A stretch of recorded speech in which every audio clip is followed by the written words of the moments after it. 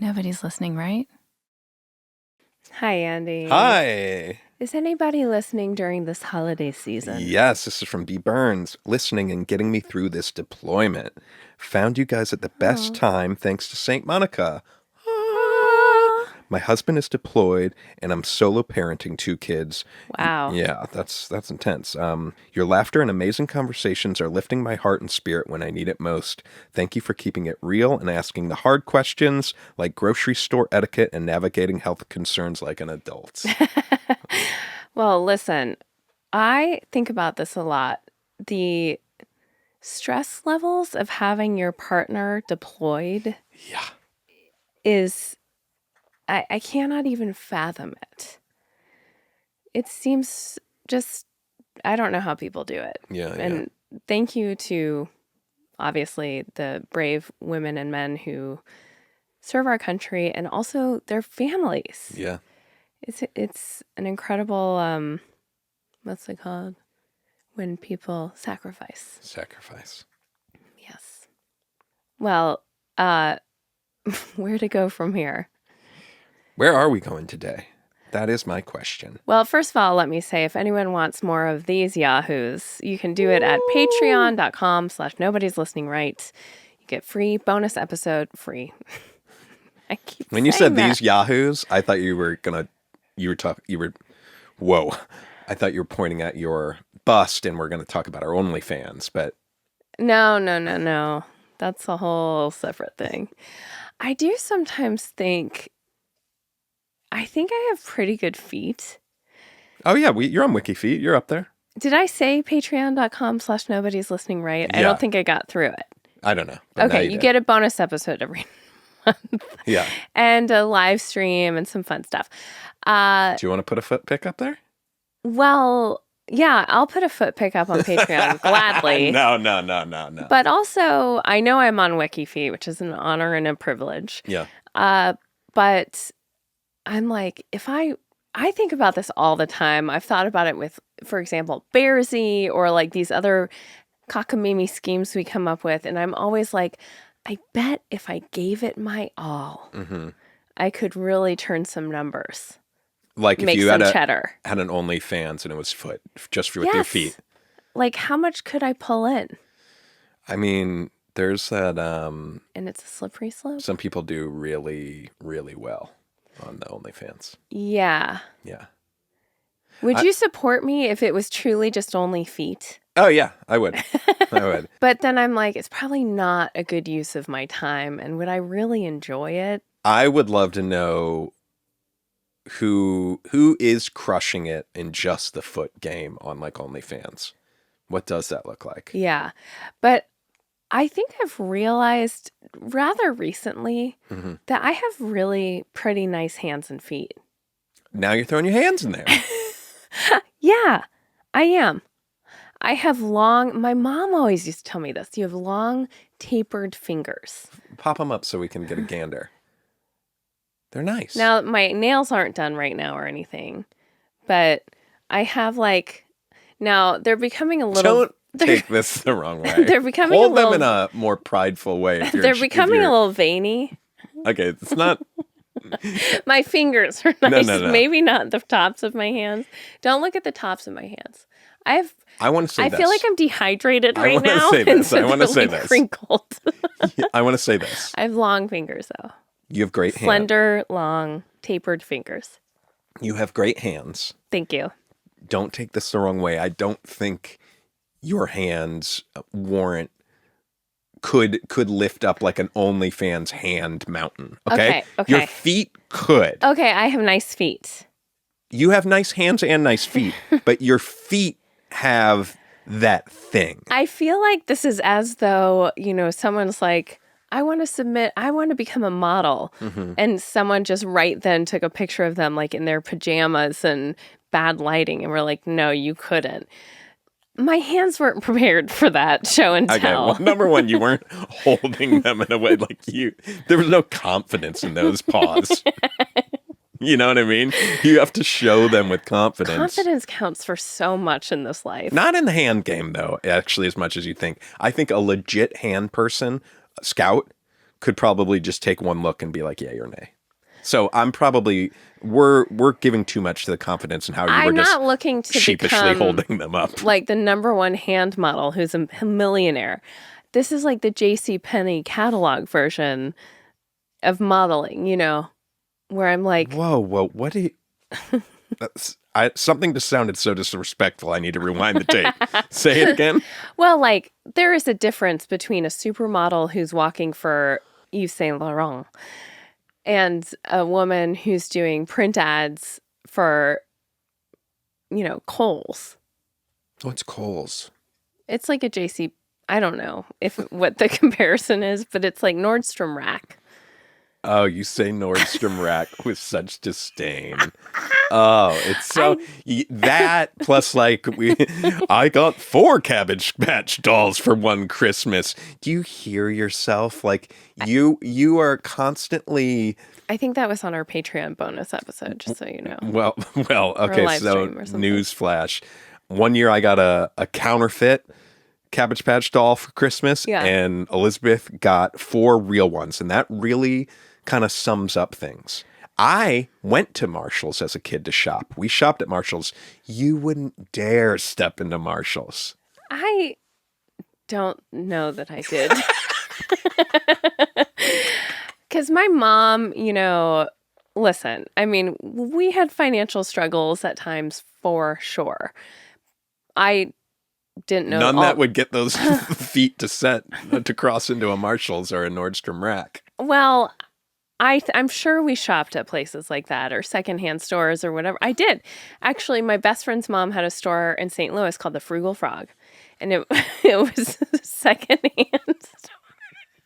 Why are you laughing? Because I have so many memories of the Frugal Frog. And we would go and buy clothes there and take our clothes there. And it was a great time. Good stuff. Great stuff. I'm sure. Only the best. Okay. What were we talking Hand about? modeling. Hands. Well, yes. But I feel like if I really knew you were going to analyze my hands for modeling, I would get a fresh manicure, obviously. Okay. I wouldn't be doing it at a time that I'm kind of recovering from illness. Okay. I would be very hydrated all over and very moisturized with my hands. Yeah. I'd be holding them in a certain way. Yeah. And things would be very different.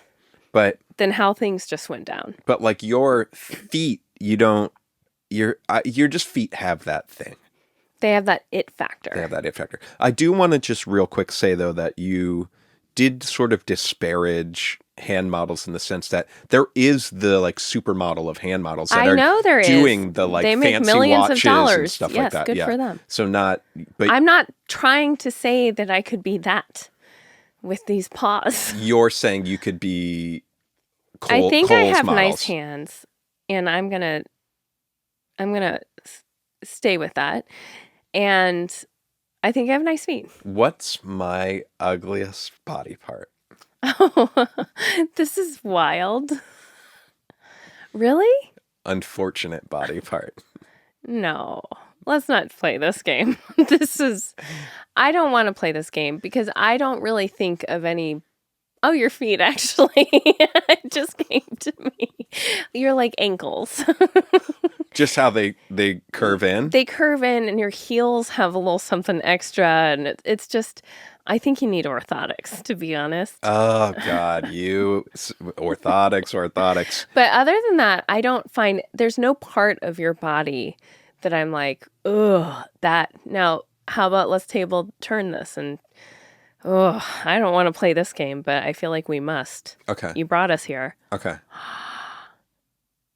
I don't actually know what this part is called on the body. Oh my God. I'm so kidding. I have nothing in my mind. Yeah. Nothing? Yeah, I'm scrambling trying to think. Oh, okay. Don't look at my face. It cannot be a facial thing. I love your body. I can't think of a thing. I feel like I have Let's some not do obvious ones. these very dangerous games. Okay. I It's like not... living on the wild side, flying close to the sun. It's where I feel most alive. You know, as we've aged, I find that in a marriage, I've learned, well, one thing I've learned kind of recently, actually, unfortunately recently, tone counts for a lot. Like how things are said and the tone when there's conflict counts for a lot. And also, sometimes you don't need to say the thing. If it comes to your mind, you know, like I think that our society, especially today, puts all of this emphasis on being honest and pouring out your feelings and What have you been holding back? nothing. Because that's my takeaway here. I know it It sounds... is. It's so clear. I know it sounds like I'm saying that. I'm not holding back anything. There's nothing that's gone left unsaid. But sometimes in the heat of conflict or whatever, you might feel compelled to say whatever has come to your mind. And you don't always need to do that. Sometimes it really helps to get out of that fight or flight mindset. Take a look at what really is necessary. I'm not thinking about anything specifically whatsoever. I think you could pull it out of the file cabinet instantly. I couldn't. I think you could find it. Hey, Andy. Hey, Elizabeth. I swear on our children's lives, there's nothing right now that's specific, and I'm making it through this statement. Nothing specific has popped into my head, I promise you. Okay. I believe you. Okay. I don't like swearing on our children's lives, and I won't do that. I know, that's again, maybe... but I felt it was too far. Okay. But I'm trying to impress upon you. I don't want you going through the rest of this holiday season. But just to be clear, you're not lying, though. I'm not. Okay. I didn't want you just going so you through know how this system of swearing on things works. Yeah, I'm not. Okay. Anyway, cool. So you weren't saying I don't like to lie to you right now, but I just lied to you. That's not what happened. That's not what happened. Just so you know how it works. Yeah. Okay, great. I regretted saying I swear on my kids' lives just because I don't like that as a go-to. Sure. But at the time, it was important for me to impress upon you because I didn't want you going through the holiday season going, what is the thing that she wanted to tell me? And it's a good thing for, you know, us and people to remember as they go into the holiday season, which sometimes, you know, while it's for me almost always the most joyful time of year, my favorite, sometimes it can be stressful and stuff. And you know, just that's a good thing to keep in mind. Now, this is a great segue sort of to one area in which you're very needy. You're sort of a needy cook.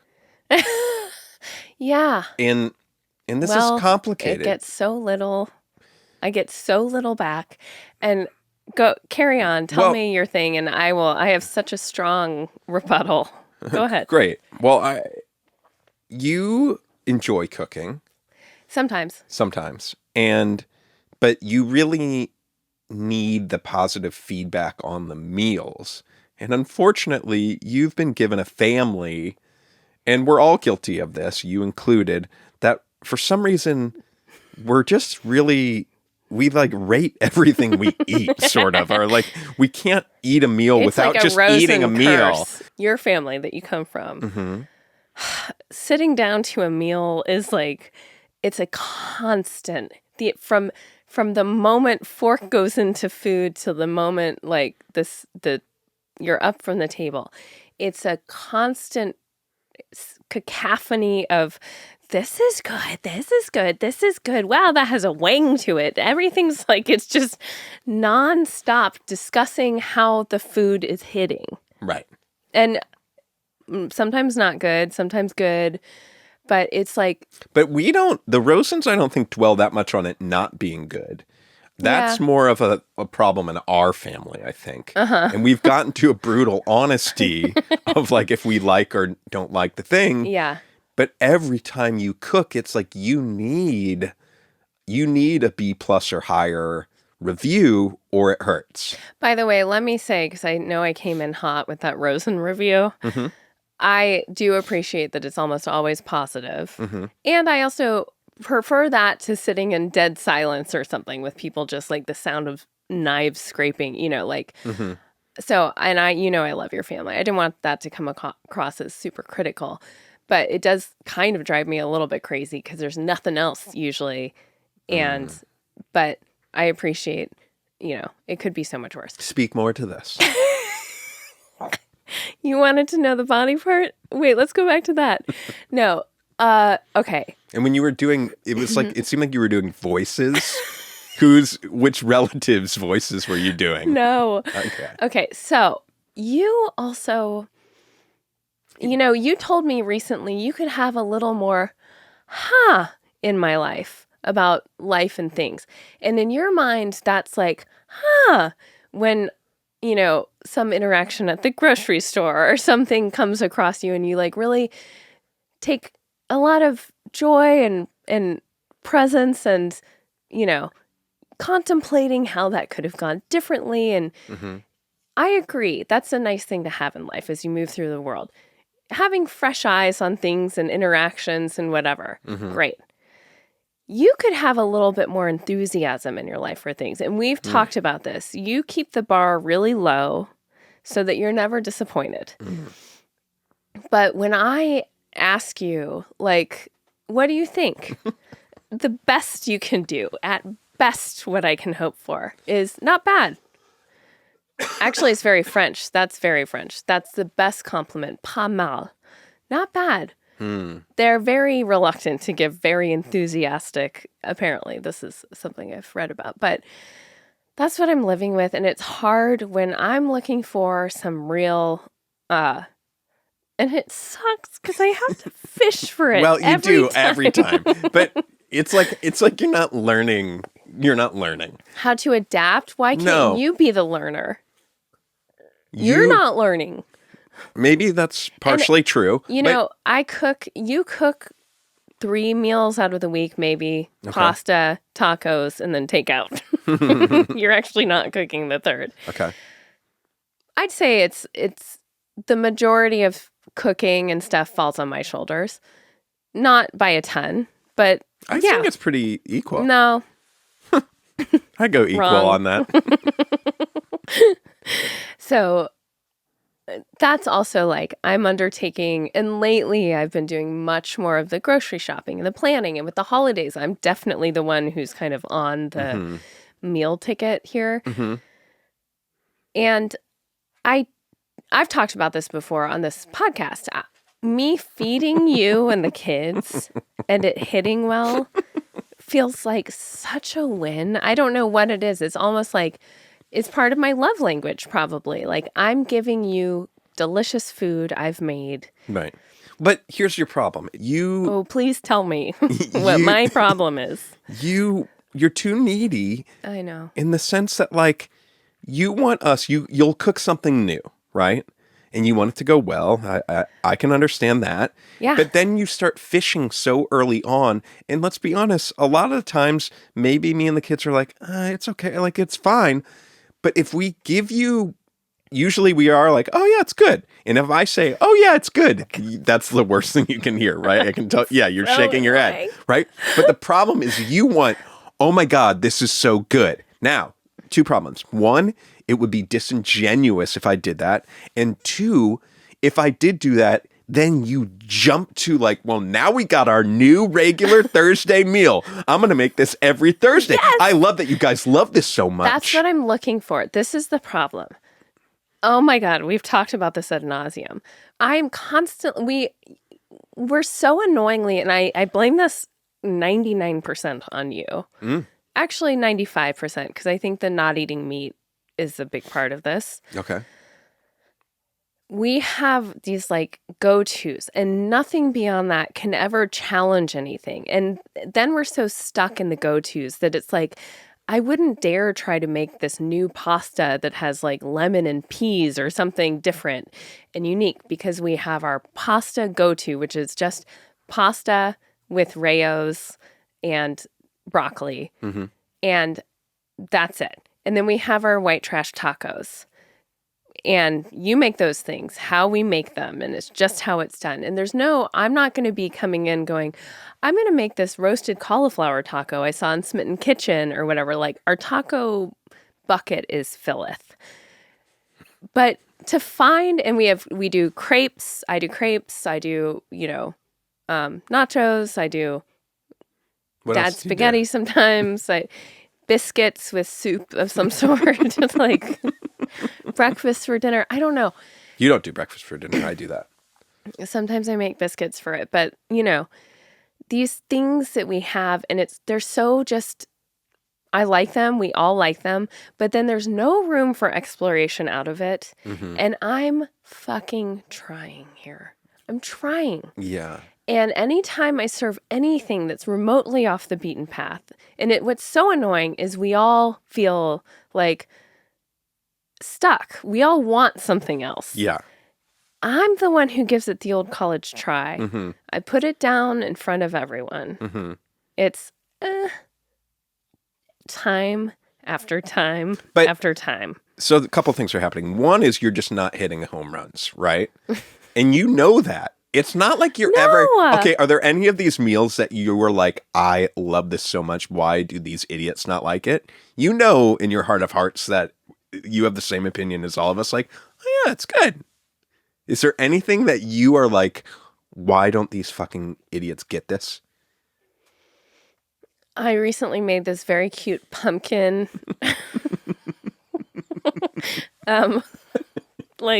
They looked like pumpkin. Okay. Made out of crescent rolls with cheese in them, along with soup. Mm-hmm.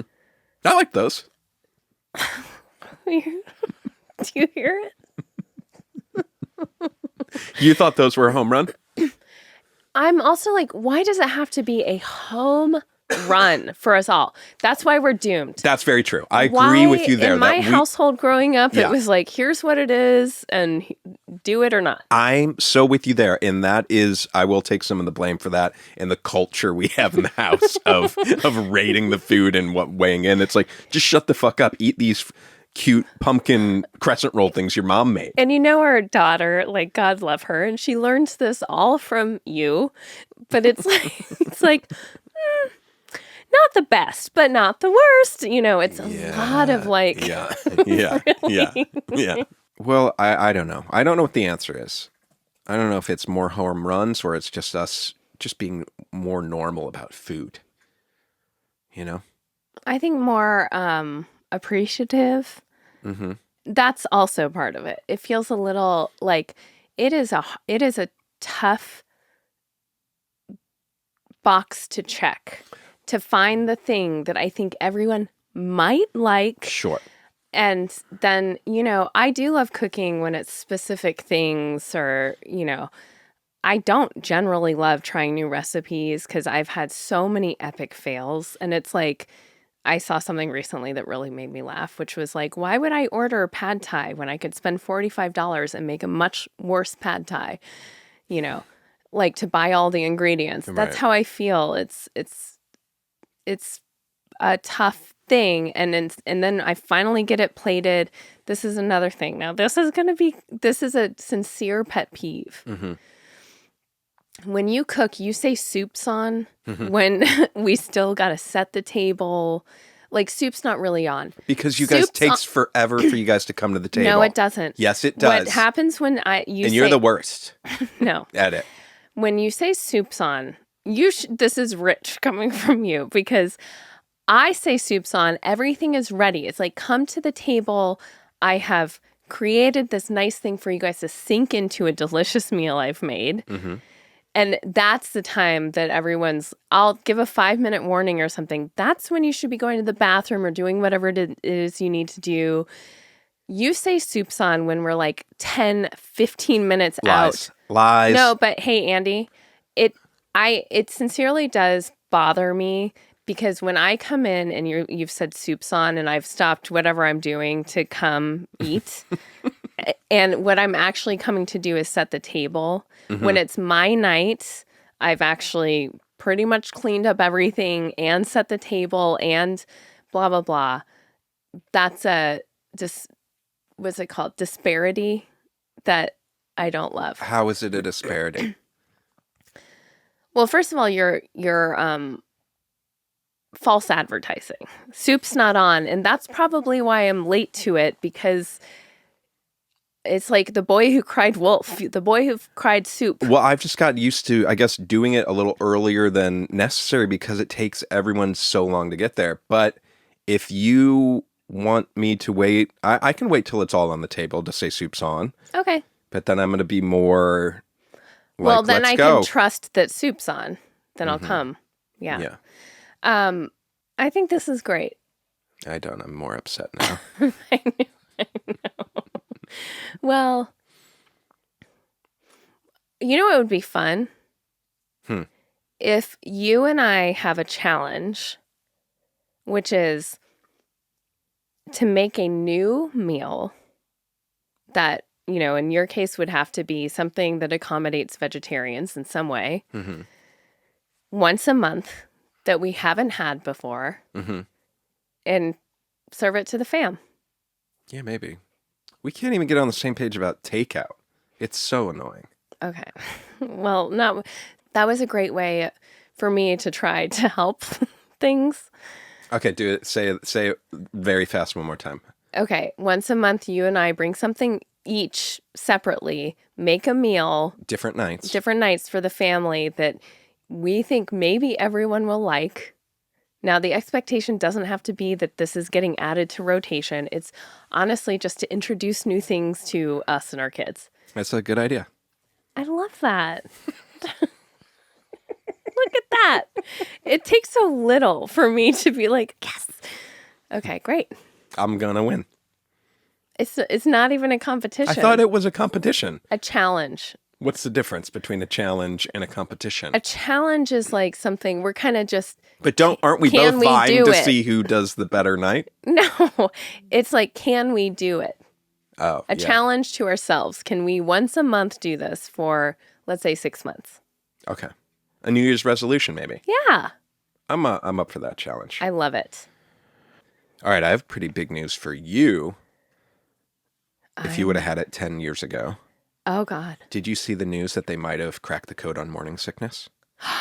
No. Yeah. Oh, my gosh. Tell me. So I'm going to botch this completely because I read it a few days ago. But basically, I think they, through genetics, figured out what hormone is causing it. And it's like something in the placenta that the baby's giving off. But it looks like they're going to be able to determine like which women are more susceptible. So they would know.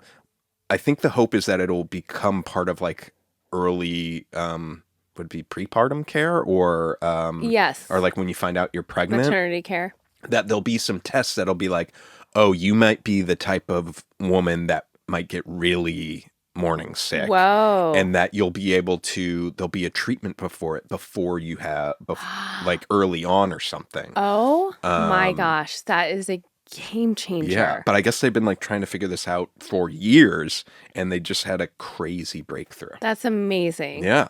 Thank goodness. That was a special kind of hell. Yeah. And for some women, it can be legitimately like, really problematic for the pregnancy, right? It can be so bad. Then there's a group of women like yourself, which is a big group of women that it's just horrendous. It's just horrible, right? Yeah. It's hard to get through. And then there's some women that aren't affected at all. And there was a reason. Anyway, they're seeing why those women aren't affected at all. That's like part of the breakthrough. Who have it, who kind of just deal with it? That don't feel any nausea at all. Oh, so they just don't have it because they don't have the hormone? Or they might have a hormone or something. They figured out one of the keys in all of this that's like, oh, we'll now be able to help people. Wow, that's so great. Yeah, isn't that wild? That's incredible. Science, man. Yeah. It's great. It is great. Yeah, that was really, really rough. I remember, I mean, I was low. And it's such a bummer because I think in many cases, I mean, not all, but this is a baby that's wanted. In our case, we worked very hard to get, or ultimately we're very fortunate. We didn't have to work too hard, but it took us many years and so excited. I always imagined I would love being pregnant and everything. And then woof, what a record scratch, you know? Mm-hmm. I remember just being on all these forums, constantly reading from other women, you know, who were also in it, and just all day laying in bed. There's nothing you could do. And it's like that feeling of nausea. And it never stopped. It was, yeah. Anyway, then it let up. And I got on medication, remember? Mm-hmm. Constipation medication. Ooh. Oh, boy. How long was the longest you went without pooping? Well, remember what happened at the birth center? You pooped a little poop? A little? Oh, yeah. I know exactly. I You pooped a huge poop. Literally Clogged mudded the toilet to a point where I created some sort of weird suction where the water couldn't come back up.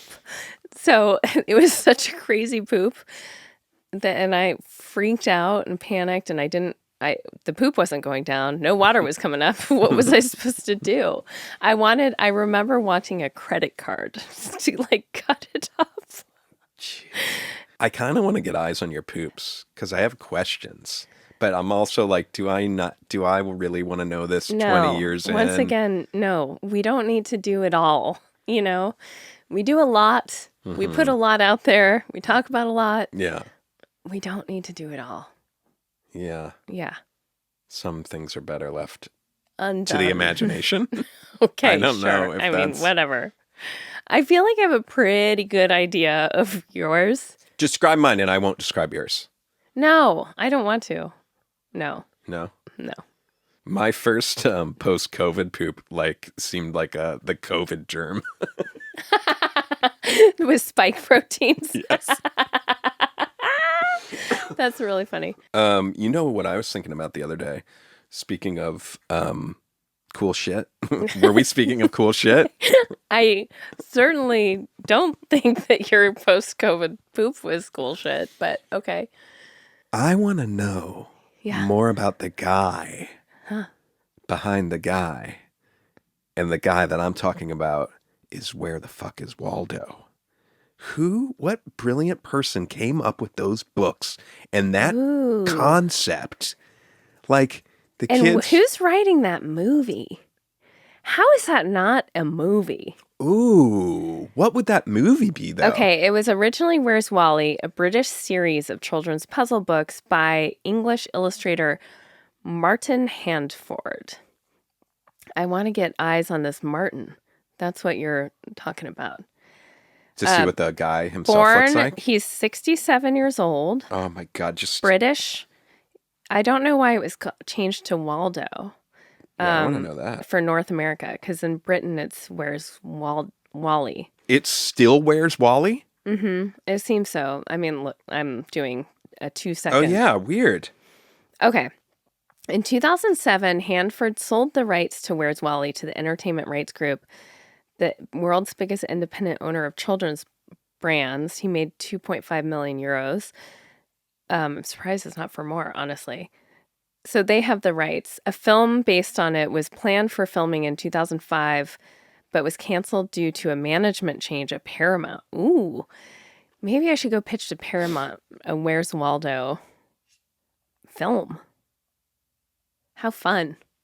Whoa. A live action Where's Waldo. Get me in there. I could see it all. Okay, it has different It's at names. The beach. It has different names around the world. Oh. In France, it's Where's Charlie? Où est Charles? In Germany, it's Walter. US and Canada, it's Waldo. Denmark, it's Holger. And Finland, it's Valu. Interesting. But like, what a fun thing of books, but also So simple.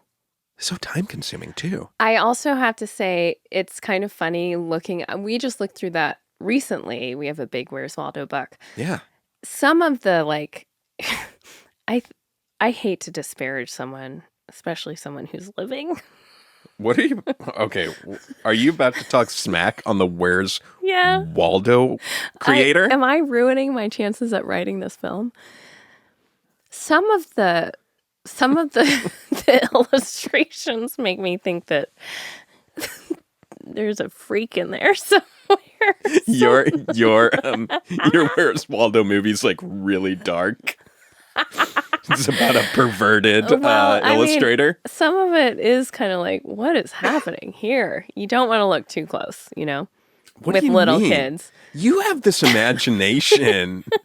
Like, No, there's butts, there's like guys looking into like swim trunks and a butt and things like that. there are? Well, I don't know if that's specific. I think this is like all I want you to see if you can find any examples of this. Like, do you hear the shit you're talking? They're pulling each other's bathing suits down. No, I'm pretty sure that's in there. You don't know what you're talking about. And maybe it is, but I feel like you're not coming with any like evidence. Well, It's a feeling you have. every time we look at it, I'm like, ugh, some of this is wild. I think it's pretty awesome. What if it was an R-rated live action Where's Waldo? Yeah. That's fun. I think that's right because I don't think it's as big now as it once was. For our generation, it was like huge. I mean, on the off chance that Huge. People really don't know what it is, do you want to describe what it is? Oh, Is that possible? yeah. It's a book where there's a lot of freaky shit going down.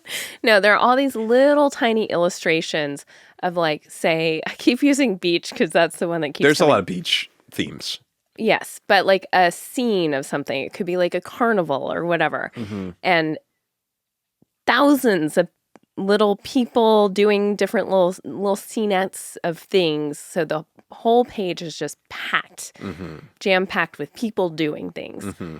And you have to, and there's lots of red and white stripes and things like that. And you have to find this one guy, Where's Waldo, who's taking a journey around the world, I think is the idea. And he's like walking. Yeah. Does he have a walking stick? Yeah.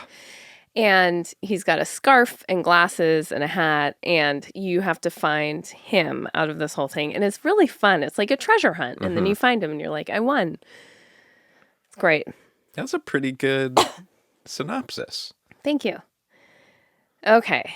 I have His inspiration notes. to draw... Oh, you have I'm notes. kidding. No, his inspiration. To draw such figures came from the classic films and toy soldiers he played with when he... Oh, wait, I should have said this part before. When he was 4 or 5, he did stick figures on paper. After school, and most other children he knew would go out and play games, he would draw. His inspiration came from films and toy soldiers. Okay, hold on. In the mid-90s, Where's Waldo was banned in Michigan and New York due to an exposed breast in one of the... Ha! Ha! Wow, wow, wow. Oh, wow. Okay. I stand down. Thank you. All right. Well, okay, I guess for the holidays, Andy, Yeah. would you rather receive as a gift from Santa Okay. your dream piece of music equipment, whether it's some sort of cool guitar that you've always wanted? I think it's like a Gibson something. There's a Les Paul. Yeah, Les Gibson Paul. Les Paul that, like a So just it was Gibson. absurdly, stupidly priced. How much? This is the thing. I want like a Les Paul guy to like be like, this is the one that you need, which... Oh, so you need the experience as well. Yeah, because I'm not comfortable getting like a $15,000 guitar unless I know like this one's worth the 15 grand. But like So a really you good don't want vintage... it given to you. You want like a gift certificate. No, because actually... you want the salesperson to go... No, the This is the one. salesperson... No. You don't... I would never feel comfortable a salesperson be like, this is the guitar for you. I need to be with the guy that knows about the Les Pauls going into the store. Similar so to I'm not someone getting who's duped. trying to lease a Volvo with you. Sure. Okay. Sure. But that being said, would I just want one gifted to me? Maybe, because then I wouldn't have to... Do all the mental I would gymnastics. just hope the person getting it for me would enlist someone that knew about vintage Gibson Okay, Les Pauls instead of getting duped by the salesperson. Because think about how someone like that could get duped so easily. Okay. I hear you loud and clear. Okay. Would you rather receive that? Okay. Receive, especially, okay, this is great knowing like the price tag, 15 grand. Or receive like you get to go on a week-long trip anywhere. Okay. Or receive a year without illness. A year without illness. It's interesting because right now, coming out, being on the other side of the COVID stuff, that really sucked. And so I'm like, oh, I might pick a year without that because over some fucking dumb guitar. I've got guitars, right? So I can do that. And then also... The trip is an experience. The trip is an experience. But it could be ruined by illness. Ooh. I don't know. That guitar would last a lifetime. I'd probably take the guitar. Okay. Now, I want you to really temper your expectations for what's actually going to be under the tree this year. Okay. Yeah. You and I both agreed to keep it pretty calm this year. Yeah. Very chilled out for each other. Is this episode I think is coming out after Christmas. So Oh, is it? all of our Christmas dreams may or may not have come true. Oh, yeah. We won't know. Huh. I don't think your Christmas dreams will be coming true, nor do I think mine probably will be. I had no dreams All for of my Christmas this dreams year. are just to have a cozy, wonderful Christmas up at the cabin, That's which I'm great. sure we did. Yeah. I think we did too. Kept that fire going. Oh my God. So happy. So for you answering that question, what would a big cool gift like that be for you? You know, well, I said a trip to anywhere, but I actually what I would love is like to open airplane tickets to Paris for four. I mean, if we're really being honest, like for actually with the kids, not full business class, but like the next level down, because the business class pods, you can't really be with each other. Okay. So, but like the nicest level you can get where you're all sitting together. Okay. 4 of those tickets to Paris for like the week, but then I get to plan which hotel and I get to partake in like the plans of the trip. Oh, interesting. That would be amazing. That's fun. And let's see. The thing is, there aren't that many things I want, which speaks to how lucky we are. We kind of have everything we need. There's some things I'd want, but I'm also, I don't know. There's this trench coat I want, but that's like for another time because it's $400 or something, crazy. Okay. Yeah. So I think the trip, I'm really more about experiences right now. But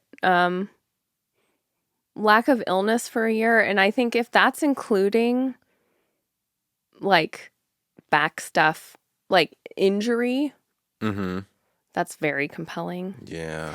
Do you remember though, during the pandemic, it was incredible. None of us got sick for like 2 years. Yeah. Because we lived in a cave and we're not exposed to anything. And I think we really got spoiled. I mean, it used to be what we just went through. We would have, maybe in your case, a slightly milder version, but like 2 or 3 times a year. Especially when the kids were little. I feel like I had a cold like But the cold, 2 to 3 times a year that kind of took me out at least for a day or two. I've been thinking about the cold of it all versus COVID and the flu. You forget what the fever of it all and chills and aches is all about. Yeah, that's true. That's like where the cold can really take you down and be such a bummer.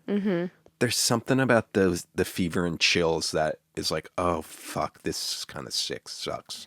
Yes, so hard. That's true. But I do know what you mean. What you mean. I hope there will be less spread because I hope as a society we have moved away from this kind of like tough it out, you're fine until you're in the hospital type mentality. I mean, I'm remembering I went into the I'm sorry room so sick because in my mind, like not showing up to work was a cardinal sin. And that wasn't foisted upon me by anyone else.